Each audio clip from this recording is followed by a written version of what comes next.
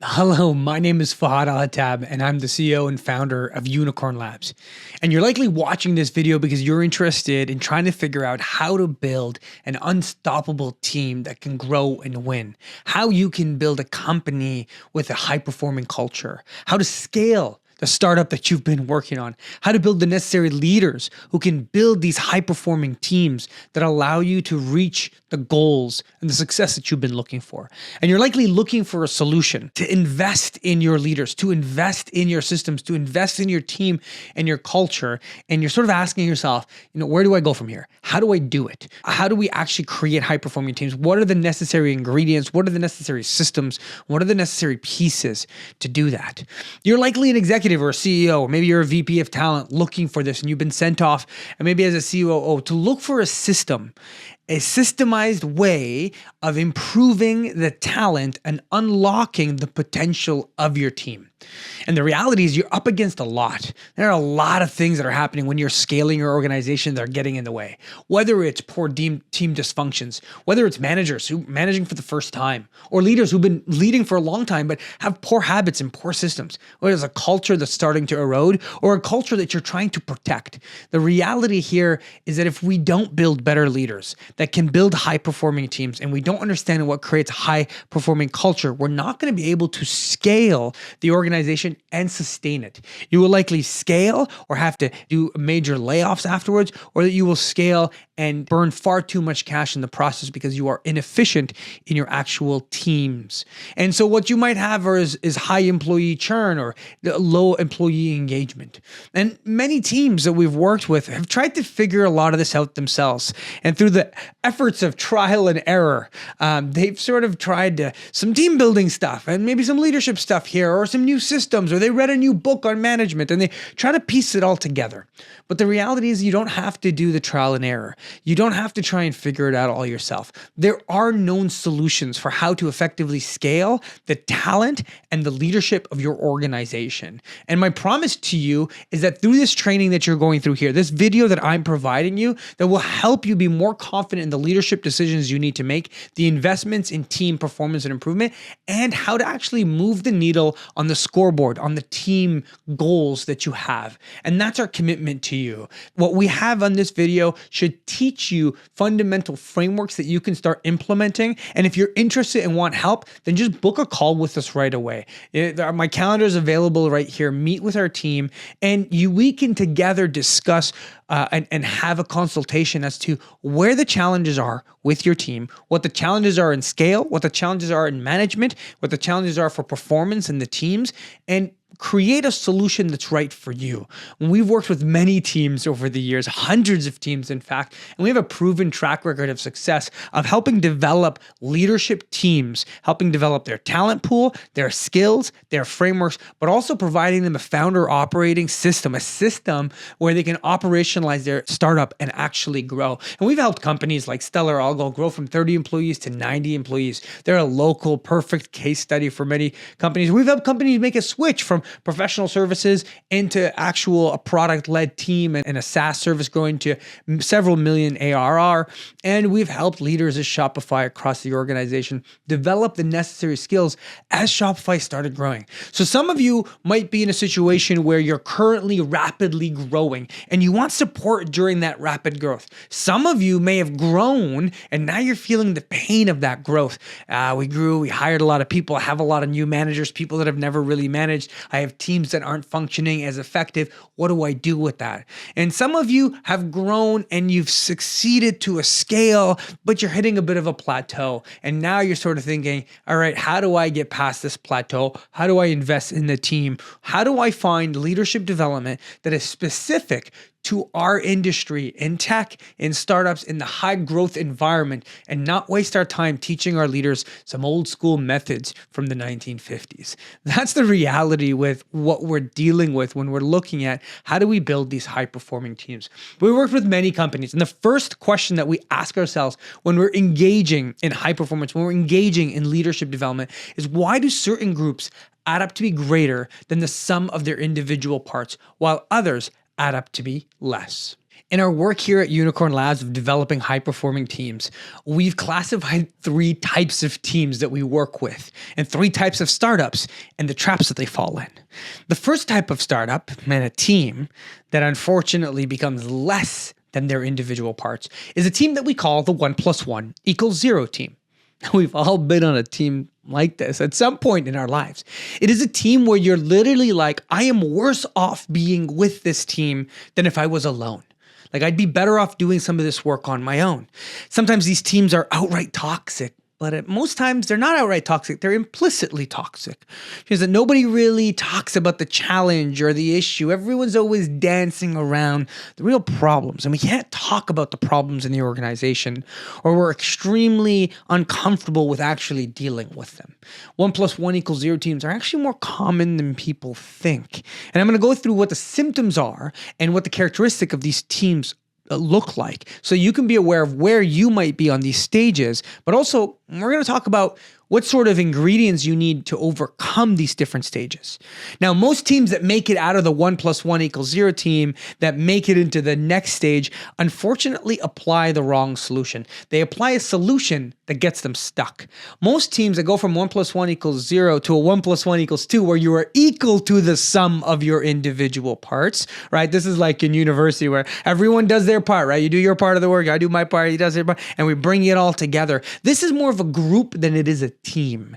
And what's interesting is that the way we get to 1 + 1 = 2 is that when you are in a toxic environment, you are in the 1 + 1 = 0, you get told a saying that we all know over and over again. If you want something done right, you should do it yourself. And so what we sort of learn is that teamwork is hard. Teamwork is expensive. It has a cost to it. And you're better off sometimes just doing it on your own. And so what happens with teams to try and avoid dealing with the difficulty of actual team norms and actual team structures and actual teamwork, the emotional rigor it takes, what we do is we create silos. We create departments. We create smaller teams. And in a way, we create efficiency by trying to do so. But remember that you can efficiently do the wrong thing. And many teams create silos as their organization grows. And you're going to hit a certain point where the silos of your organization are exactly the problems that you are dealing with. Is that they are far too siloed and they're not speaking with each other across the different management and across the leadership teams. And so 1 + 1 = 2 teams often struggle with silos because they actually applied that as the solution to get away from being a 1 + 1 = 0. But because they never dealt with the actual team challenges, they never achieved the 1 + 1 = 3. This is a more rare sort of team, a team that's truly greater than the sum of their individuals. And 1 + 1 = 3 or 4 or 5, a multiple that when people come together, they're actually greater because they're part of the team. People want to stay because I am better when I am here. I am better when I'm part of this team. This team makes me better. This team makes me show up. And this is what we need to solve for. If we want to scale your organization, what we need to figure out is how do we get you and your team to create 1 + 1 = 3 teams? Well, there actually is one single lever to this entire equation. There's one single failure point, but also success point, a lever, a leverage point that can do it all. And you probably guessed it, but it's your managers. See, what we need to do is we need to shift your managers into what we call unicorn leaders. And I'm going to get into what that means and what that looks like. But first, I need to explain to you why the leverage point are the managers. Why the managers are the single most important part of this entire system that you need to invest in order to achieve your goals of scale. See, most of us have this false assumption. The false assumption is that talent follows a normal distribution.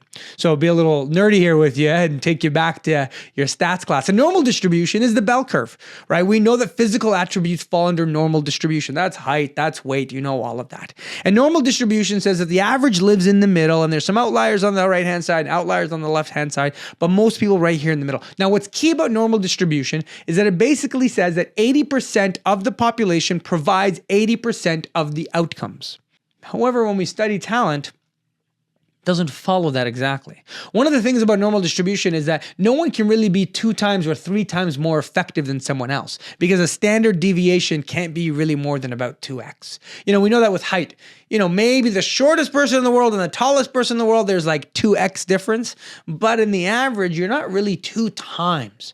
However, in a power law distribution, again, I know I'm getting nerdy, a power law distribution says that someone can be multitudes more impactful. 10x, 5x, 20x more impactful. Actually, what power law distribution shows us is that it's 20% of the employees that provide 80% of the value. What we learn is that your managers are that 20% of employees that are supposed to provide 80% of the value in your entire organization. Let's just see how the power law actually works in other areas.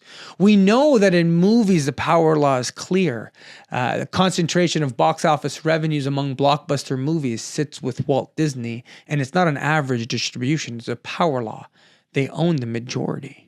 Now let's look at a little bit in research. The top 1% of researchers are responsible for 65% of impactful papers. Let's look at it in sports. We actually know this. The top 1% of athletes break 80% of the records, and that is why we pay athletes astronomically different than each one. See, this idea was proven in engineering. The idea of the 10x engineer originated in 1968, where they studied engineers to see that engineers with 7 years experience being equal, could they have a significant impact, a more than 1 to 2x impact on a project, on a team. And they found that engineers could have up to a 20x impact difference, a 20-to-1 ratio of engineers who have the same exact education, the same exact years of experience. But some high performers will just make a transformational impact. These are your leaders. Your leaders have what we call a 7 to 20x impact potential on every part of the team. Research shows that your team members watch them 7 times more than anyone else. They emulate them. They copy them. In fact, organizations and teams cannot grow beyond the leadership capacity of their managers. You can't grow past the capacity of your leadership. Your leadership is the lid for your growth. Now, here's the interesting other stat. 70% of variance in team engagement is solely determined by the manager. If our teams are not performing and our culture isn't where it needs to be, it's because we haven't invested in our managers. We do not have a good enough ratio on effective managers that are leading. This is what's called the concept of the law of the lid. John Maxwell created this law many years back, but I'm going to help demonstrate it and illustrate it here for you. We're going to start off by really understanding where our managers are. So this is a nice line. I put our managers and their skill level here, 1 to 10, at a 5.5, right? We're going to just use the bell curve. We'll put them as average. 5 would be average. I'm putting them at 5.5. Let's say the managers in your organization are 5.5. So this is a hypothetical. Let's name this manager George. So George operates at a 5.5. What does that mean? That means his influence, his project management skills, his self-leadership, his innovation, his strategy, all of these skills sort of accumulate to his effectiveness being a 5.5. So George's lid is at a 5.5. That is the lid. That is the highest that his team can grow, because this is how it works. Your goals for the organization are probably at a 9.5. Goals that we have to scale, to raise another round, to sell the company, whatever it is that we're going after, they're usually really ambitious goals that are way up here. And there's a gap. There's a gap between where our leaders' skills are and where our goals are. And this gap is going to cause some pain. This gap is fundamentally likely why you're watching this training and watching this video, trying to figure out, wait, how do I address this gap? First, we have to understand what's going to happen if we don't address this gap. So George has got a fun team member. George's team member is named Bob. Bob's a great guy. Bob's been here for 10 years as part of the organization. He's been here from the start. And Bob meets the expectation of his leader. So Bob hits up to the lid and does exactly what George wants. He meets the expectations, and because he meets the expectations, Bob is happy. But George has got another team member in his team, and her name's Kate. Kate's a superstar. Kate came from another startup. She's got amazing skills. She's innovative. She's a good leader. She knows what to do, and she wants to try and improve things. And so Kate tries to bust through the lid. And what do you think happens when you hit the lid? She hits her head a few too many times. The thing that happens is that George, as the current leader, isn't even aware that he has a lid. He isn't even aware of his leadership capacity. He isn't aware that his own skills are the ones that are getting in the way from his team being able to produce and to create as much as possible. And so what happens is that after Kate hits her head a few too many times, she enters the zone of conflict. And while it's not intentional or malicious, and it's not outright conflict, there is conflict between the expectations of George and Kate. And even though Kate actually is outperforming Bob, Bob is happy and Bob stays. Kate potentially leaves. See, our best employees are the ones that leave when our culture isn't strong enough to handle high performers. See, George is in the conflict zone. Kate might leave, or Kate might quiet quit, and she might slowly lower her gaze and say, fine, I'll just do what needs to happen. I won't try and make things improve. I'll just fit right in. And so you and I might work on improving the leader, and one day we might actually improve the skills of George, and we're going to pull George up. We're going to pull his skills up all the way from a 5.5 to a 9 because we invested in him. We got him a coach. We got him a program. We've been working with him. We've been performance managing him. We've given him the right skills and the right tools to succeed. And though we've now pulled George up, George is now going to realize that there is a performance gap between where he is and where Bob once was. And so when George talks to Bob and says that we now need to improve the organization, we need to improve the team, Bob might respond with saying, well, I've always performed to expectation. I've always done it this way. It's always been fine. You're now expecting too much. If that's what you're going to expect, maybe you should hire some more people.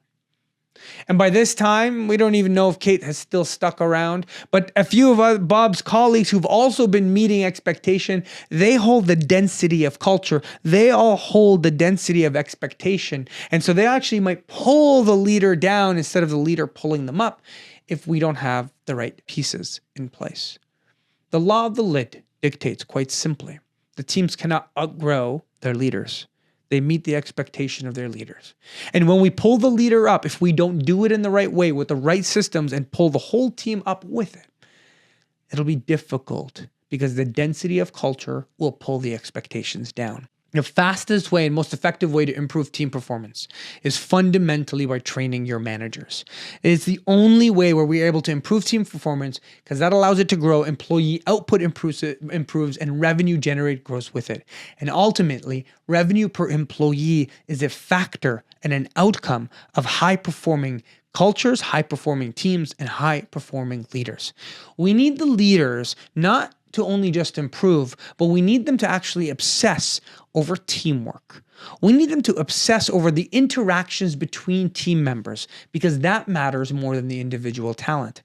See, what we've seen in our years of work at Unicorn Labs and years of helping companies scale is that the culture that we create is the behaviors that we champion minus the ones we tolerate, specifically from the leader. This is why understanding that leaders are the pivotal leverage point that either allow us to succeed or fail is because the behaviors that they champion and the behaviors that they tolerate are what make up culture. And far too many leaders don't have the necessary skills to actually champion the right behaviors of psychological safety or of team empowerment or of vision and culture and purpose. And instead they tolerate mediocre behaviors. They tolerate a lack of accountability, a low performance. They tolerate excuses. They tolerate dysfunctions in teams and people not getting along, and they don't have the skills to do anything about it. See, teamwork is the competitive advantage in this day and age. With technology being commoditized and available more than ever, and the barrier to building technology dropping and the cost dropping, with capital at the end of the day being a commodity, with access to talent across the world, the single most important advantage for your team is its teamwork. But here's the thing, teamwork can't be bought. You have to earn it. Teamwork is earned through the rigorous, difficult moments of emotionally charged conversations and conflict about the best path forward. teamwork is what allows the best ideas to win and not just the most powerful people. Teamwork is what allows the innovation to happen and not just following the orders of managers and executives, but really stress testing ideas to the market and innovating. To be able to create teamwork is one of the most difficult skills of your managers, but we need your managers in order to do so. And so over the years, we've helped build many different startups, whether it was through the incubators that we've helped run, the programs that we've launched, or the clients that we've served who are already startups in helping them scale. And fundamentally, we've discovered a bit of a secret sauce that we need to teach managers. If we can teach managers these 6 levels of high-performing teams and help them provide a formula to actually introducing it in order to bring it to their team, then we've been able to move teams from being a 1 + 1 = 0 team to a 1 + 1 = 3 team. So what does that look like? Well, it starts with this model, the 6 levels of high-performing team model. Here's the thing. We all want a team right here, up here at the vision, this all-encompassing, a team that's rowing in the same direction, a team that's smooth, that's buzzing, that has good culture, that has good debate, that has good trust, that is able to not just think at a macro strategy level, but also innovate at the level of the customer and be able to be present with the customer, but also build teams that people want to work at. We have dreams of what that looks like. We talk about the Googles or the Apples, right? Like we talk about this. That's the vision that we have for an organization. And while the vision is extremely important that we have for our team, and the vision for what we want our teams to look like is important, it's everything else that matters into building it. If you have a vision, but we don't have the foundation, our teams crumble because the gap between what we want and where we are is so high that it actually becomes more painful for teams and we lose more people in that process. So without getting into too much of the research, I'm happy to provide you some additional resources, some ebooks and our actual physical books on our research. The fundamental level of 6 levels of high-performing teams is psychological safety. And psychological safety is an individual person's willingness to take an interpersonal risk without fear of consequence. What that really means is someone's willing to speak up, to share an idea, to ask a silly question, to be bold. If we want our leaders and our teams to be bold in their actions, to take risks, to actually take initiative, to run with an idea and to not wait for permission for everything, but to actually build value for our customer and fundamentally allow our teams to run parts of our organization, then we need psychological safety. And I usually introduce this and people will like to, psychological safety, it's like trust, Fahd. Yes, it's like trust, but it's more nuanced. It's deeper. It's around how we learn. It's around how we ask questions. It's around how we take risks. It has all of these different pieces to encompass in it. It's how we challenge each other. These are the different pieces of psychological safety. And the reality is most teams think they have it, but they don't. Actually, in fact, this is the number one barrier that teams get stuck in. This is a team that has a 1 + 1 = 0. A team that isn't able to get past psychological safety, that is stuck there. This is the team that is toxic. This is the team that has implicit toxicness. This is a team where there is disrespect, where there is mean, where there is bullying, where all of these things sort of happen, but they might happen underneath the surface, where there isn't a sense of true teamwork, a sense of true team camaraderie. And this is what we are looking for. So if we're stuck at that first barrier, many teams need to get past the 1 + 1 = 0. What they end up doing, as I said, is they end up creating silos. But we instead need to teach your managers to walk back down to build the necessary trust and relationships with their team so that we can get to the second level. The second level is empowerment. Empowerment is about pushing decision-making down to those who are closest to the problems and closest to the information so that they can get the feedback necessary in order to empower people to make decisions. Empowerment is about getting a clarity on structure, on roles, on goals, and decision-making so that we can create efficient, effective, decentralized decision-making that both has high velocity and high quality. One of the things that we understand about our startups is the startups who are able to manage a higher velocity of decision-making fundamentally create higher quality decisions over the long run because they're able to be iterative and experimentative far more. And the only way to have that high velocity is to actually empower. And you cannot empower effectively if you don't have psychological safety. You see how this is built as a pyramid because they are dependent on each other. That empowerment is a function of psychological safety. With empowerment, we then need to create better effective communication structures. This isn't about just aligning people. That's part of it. Aligning information, ensuring information is available, aligning people's understanding so that people know where we're headed and can row in the same direction.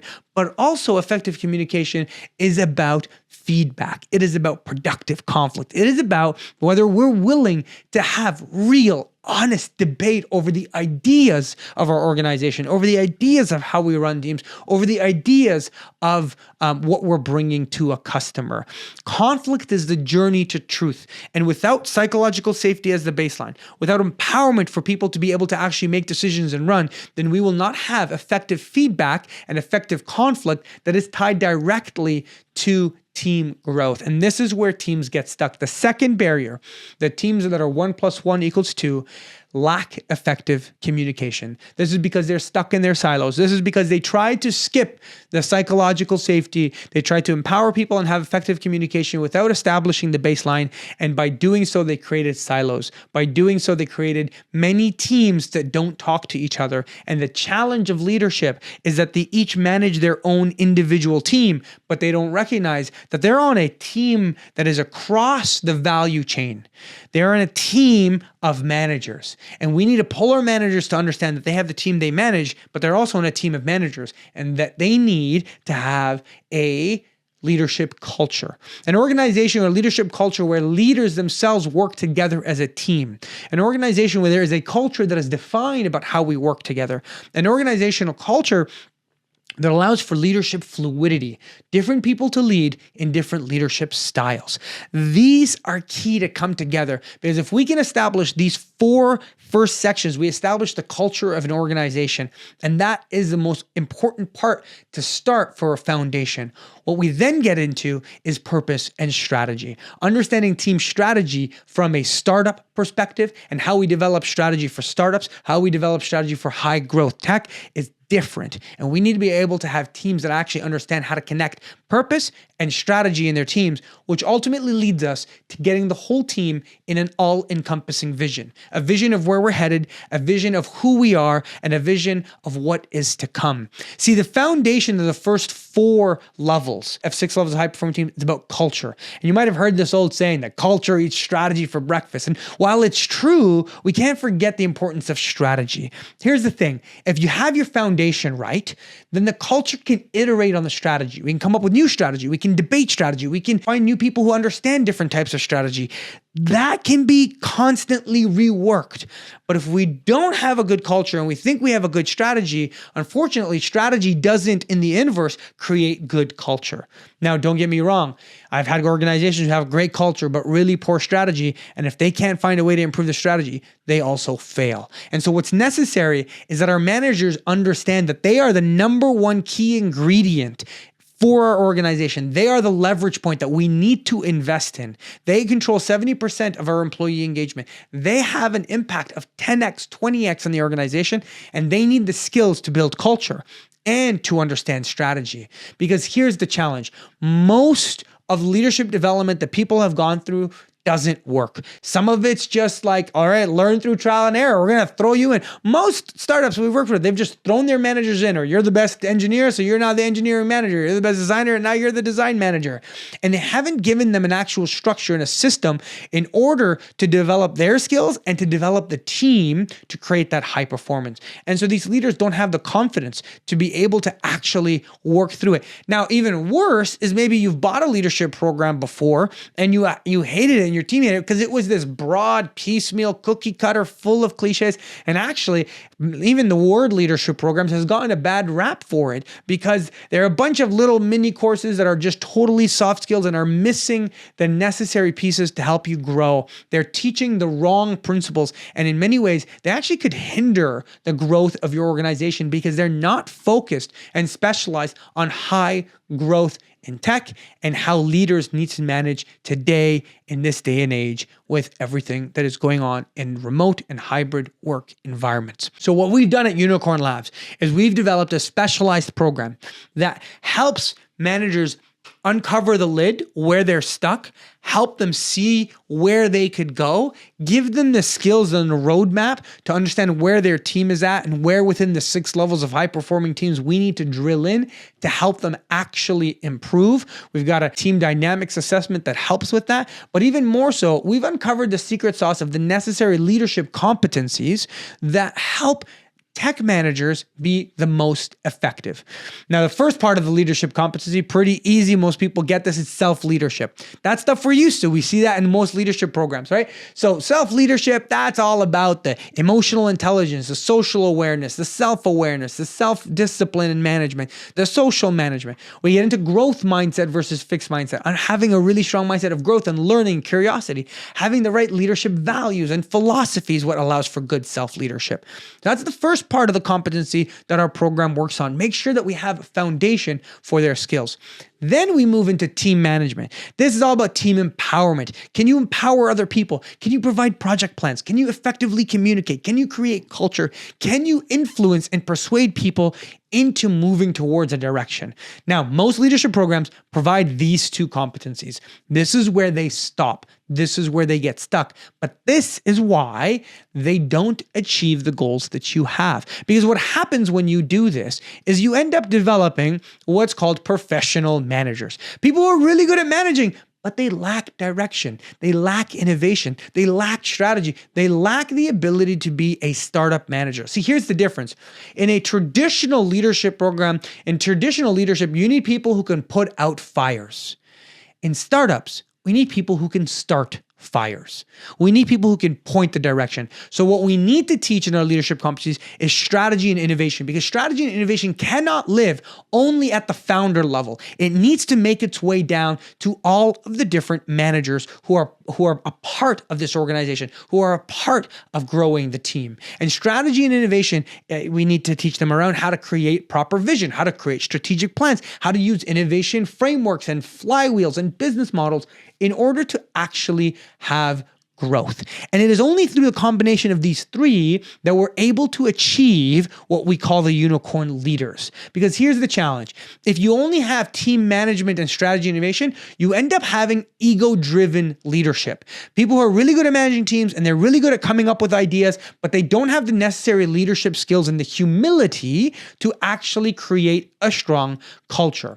So then what you get next is, if you only have self-leadership and strategy and innovation, you get really strong individual contributors, but they can't bring people along. They can't build a team, and they can't scale your organization. What we need is leaders who understand the 6 levels of high-performing teams and who have these 3 shared competencies in order to be the unicorn leader. It is only then, with that shared skill set, can they work to implement the solution of the 6 levels of high-performing teams to actually transform your organization into a scalable startup that is sellable, that people will want to invest in, and that people will want to work at, because the culture brings it out. So I know what you're thinking. Okay, Fahd, I heard you. You got some cool ideas. There's some really cool stuff that Unicorn Labs is doing. You found a solution. You could help our leaders.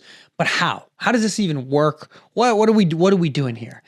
Let me tell you. The best way to learn is to book a call. So, I've said it a few times, but check out the calendar link right there. Book a meeting with one of our staff. And what you'll be able to do is actually walk through the different types of solutions that we have to actually help your team in order to scale. You might need our leadership program to do some training and growth. You might need a leadership program with some coaching to actually help certain leaders get further. You might need a founder operating system, which is more of a system to actually help implement to get you buzzing into a right cadence, a right rhythm, getting everyone aligned. You might need some team building, which is just some workshops and some time away in a retreat to bring people together and align them. There are many different solutions, and we have some comprehensive ones and some sort of choose your own adventure ones, and we can get into it. But that's the best bet, that you actually book a call with my team and we can walk you through it. But if you're interested in hearing me talk more, let me explain a little bit about how we've actually created a program bundle that we find in a structure that we find to be the most effective in achieving the results. We call it our Unicorn Leadership Program. And this Unicorn Leadership Program has a few different components. The first thing is purpose-built modules. We've built modules specifically for startup and tech managers in order for them to be able to grow, in order for them to be able to learn. This is a key component because many leadership programs you'll find off the shelf don't actually have purposely built modules. These modules include things that have an online platform that are easy for everyone to engage in, and an app, and it's easy web platform that's got assessments to make things very practical, leadership 360 assessment, emotional intelligence assessment, personality assessment, motivator assessment. It is practical. So people get right into how do I actually do this management thing? How do I become a better manager? How do I create a better team? But it's also academic. We give you the research. We give you the numbers behind it. We give your managers the confidence to lead.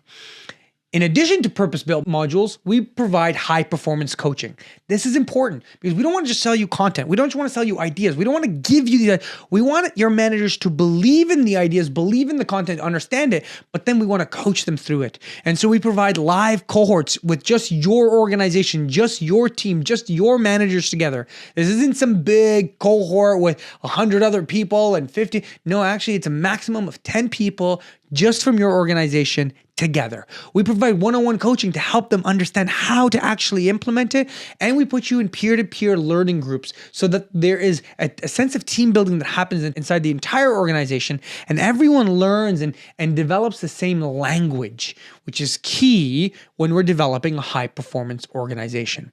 The third part to this is organizational context. These sort of programs only work if we can customize and tailor to your organization needs. So while we've built a program that has purpose-built modules, while we provide high-performance coaching with myself and our coaches to really get the learning through, we also understand your organization's needs and tailor it. This allows us to really customize our program and the content. We use assessments to provide different learning paths, and we put your cohorts, your executives together, your middle managers together, your new managers together, so they can learn from each other and they can learn together. And we've structured the program so that it's easy for you to pick up. We use this, white glove service. We are partners, and we work with organizations for many years. We become their partner in developing their leaders and in developing their high-performing culture. Now, if you're interested in engaging with us, you're probably thinking, okay, how do I engage? What are the different solutions? And there's 3 different types of solutions that we can really get into. The first solution I call is an off-the-shelf solution. That's the outer circle here. It's the least cost, right? If you just want to get started, we've got some leadership guides. I've got a mini course online where you get through it. You learn the different concepts. Your team can engage in it. You can teach your new managers it. It gives you the basics and it gives you the foundation. That's the off-the-shelf solution. You might say, oh, Fahd, I want a little bit more than off the shelf. I really want to get into it. I want a tailored solution. We call this the tailored off-the-shelf solution. So we take our purpose-built modules and we adapt them through group training calls, through coaching, through in-person kickoffs, we put your cohort all together. And so this costs just a bit more, but it's our tailored off-the-shelf solution. And then finally, we have what's called our bespoke solution. This is where we develop a program fully tailored and customized to your needs. This is in-person work that we do with your team. This is one-on-one coaching with your team. This is the full leadership program, plus the group training calls, and we combine it all together. And so we have different solutions for different types of clients and different types of startups, depending on where you are, and we can walk you through it. Because the reality is we want to make a promise to your organization that we will help unlock the potential and transform your leaders. We're not interested in just a checkbox of them completing a course. We are interested in transforming leaders to be effective. The thing you've got to realize is that there's a cost to poor leadership. And while we get excited over helping you unlock your talent, I think you should also be aware of how much it costs you to not. And I told you that your managers control 70% of employee engagement, and they have a 7 to 20x impact potential, but that also can be negative.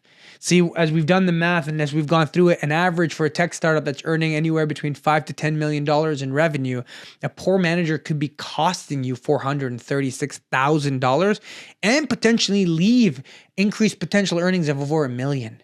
And the math here is done through several calculations to understand the impact of leaders in a team and the overall team, with some assumptions made on team sizes. But the reality is there's a cost to poor leadership. And the path of where you are today to where you want to be in the future, it's not guaranteed. We know that the future can be positive. We know that you could be competitive, you could scale, you could retain the best employees, you could have some of the best culture, you can raise that next round, and you could sell, you could grow. There's all of this potential for where you could win the future. But the reality, to be honest, is you could also lose the future. You can end up with a team that's more dysfunctional, with more layoffs, with performance issues, with culture issues, with poor managers, with people not getting along and people not being productive, and you overspending on talent and overspending on bringing more people because we're not getting the best out of our people. And that there's no guarantee between a future that is a win or a future that is a loss. Both are potential paths from where you are today to where you could be. But the reality is, best thing you could do is actually look at our path. Because what we have is proven system that has gone with many different teams and many different organizations that can active behaviors that can change the odds. I can't guarantee you'll win, but I can change the odds in your favor. Our team at Unicorn Labs specialists can help your managers develop the necessary skills and put together a plan in place to get them closer and closer to that goal, to win, to compete, to scale, to grow, to have that high performance. The gap between the future is the closest it's ever been. If you wait too long, then you're going to need a heroic action to jump from down here all the way up. And that heroic action is difficult. We work with teams that are dysfunctional, that are just really challenging. And those teams take a lot more work than probably where you are today, where you're in a good place and you want to grow and you want to invest. You are the closest you've ever been to the team that you want, to the culture that you want, to the organization. And the more time that we let pass by, the further we are from where we want to be. So let's book our call. Let's spend some time together. Let's discuss how my team at Unicorn Labs can help you achieve the goals that you have. And I guarantee the conversation will be amazing.